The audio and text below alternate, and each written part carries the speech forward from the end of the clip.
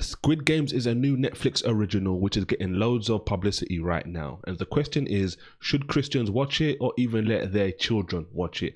I watched one whole episode and I stopped at a very specific part in episode 2, which you definitely want to hear about before the end of today's video. Now, honestly, I don't believe Christians should be watching Squid Games, and I've got 16 reasons I want to share with you why in today's video. So as I'm watching the first episode, the first thing really that stood out to me was about 5 minutes into the episode. And this is where the main character basically steals his mum's credit card. And the thing about this that stood out to me really was, obviously that's a bad thing obviously to do, and it reminded me of a passage in just Judges chapter 17 in the Old Testament of this guy who stole a lot of money from his mum. But more so to the point, it was around this whole scene where the main character is at a cash point. He's trying to steal money from the bank card. He basically uses God's name as a curse word. I always just think to myself, what if this was actually someone using my mum's name or my dad's name as a curse word? Like, how would I feel in regards to that? And that is the way we can actually kind of make this more relatable to us, and not just think, because it's so common in today's day and age that people saying God and whatever after it makes it acceptable when it really isn't. Now, the whole scene of him stealing money and stealing his mom's credit card comes to kind of a crescendo early on in the episode, and he basically takes this money and goes to a betting shop and tries to win money with that money. Now, the first time he does this, he basically loses dreadfully, and the second time he does this, he's basically betting on a particular horse. The horse is winning, and ultimately the horse he's bet on wins, and he wins about 4 million of the currency of Korean won.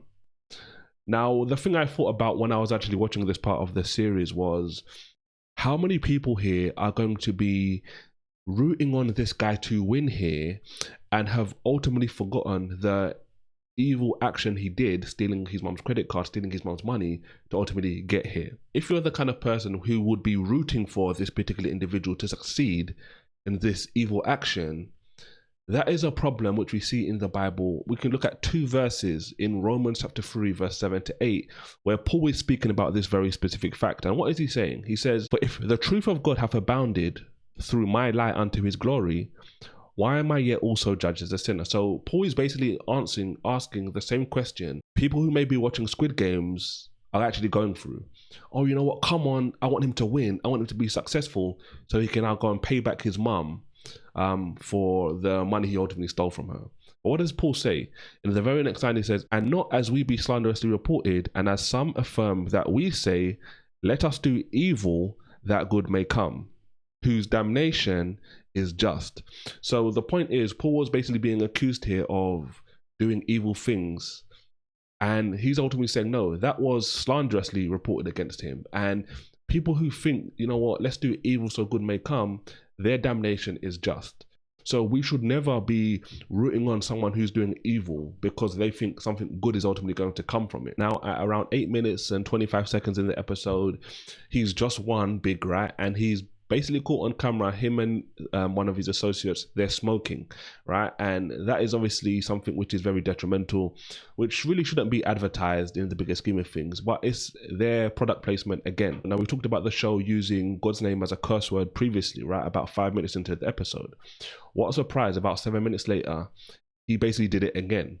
Now, the reason this one stood out to me was, if you don't know, this is basically a Korean TV show which generally will have English subtitles. In the subtitle, it basically had a F-bomb as the translation. If it's not clear already, they're trying to showcase to themselves with subtitles that we are using this as a curse word. Not long after this, about 13 minutes into the episode, he's now out with his daughter because it's her birthday, and he's ultimately been beaten up by the loan sharks who he ultimately owes money to, and his daughter's looking at his face like, what's basically happened to you? And he lies to his daughter and says, look, he was eaten by mosquitoes.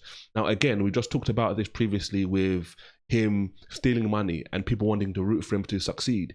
It's the same thing of dressing down these evil actions, stealing, lying here, but desensitizing it through humor. I spoke about this specifically in a recent video I did about how Christians are being hypnotized by watching certain programs. I'll leave that linked in the description box below. And in the same sequence of events, he gives his daughter a present, which turns out to be a gun.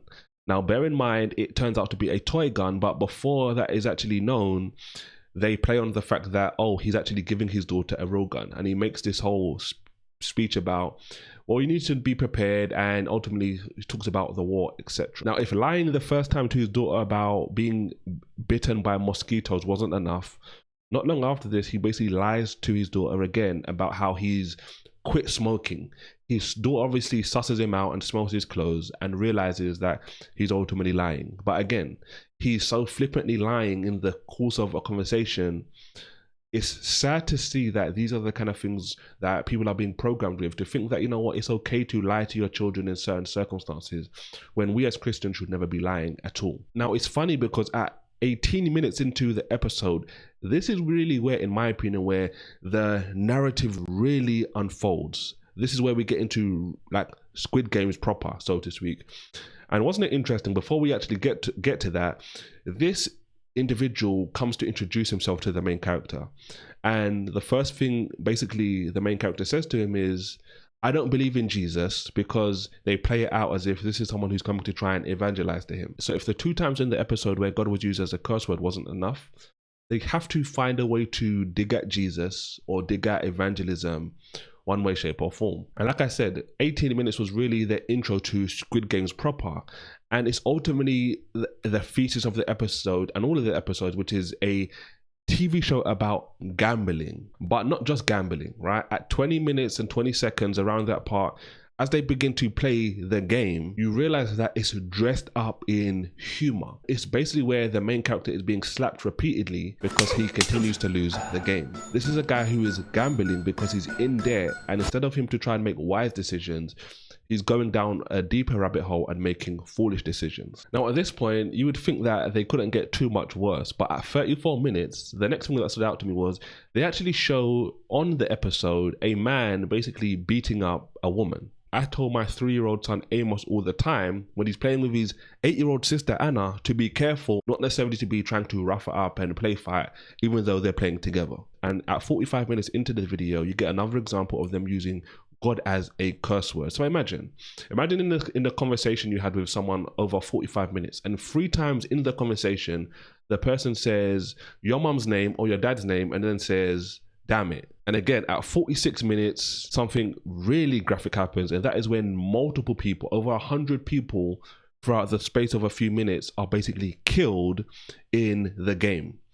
And instead of being killed, it's basically dumbed down to being classified as eliminated. Now, I said at the start of this video, there was a specific point in episode 2 where I basically said enough was enough. And the fact of the matter is, first and foremost, after all of the bloodshed and the goriness of episode 1, in episode 2, all of the people come and they're like, look, you know what? We don't want to be a part of this anymore. And they're basically running through the rules of the game. There's 3 rules in the game. The 3rd rule in the game is if the majority of people agree to not play anymore, then the game is over and everything goes back to normal. And the sick part of this whole situation was, before they began voting, they now nicely segued into saying, look, you know what, this is how much money is on the line for those of you who want to continue before you really consider voting against continuing this game.